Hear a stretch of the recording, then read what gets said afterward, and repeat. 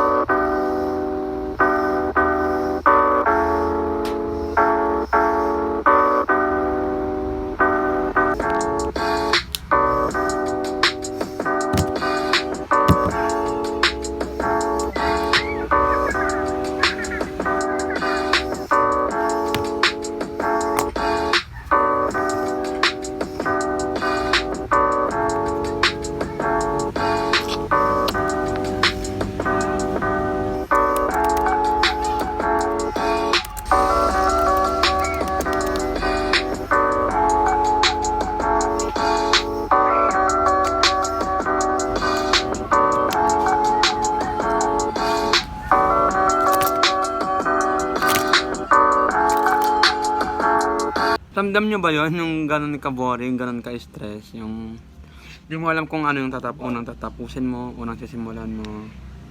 Dinami-dami. Laban lang! So,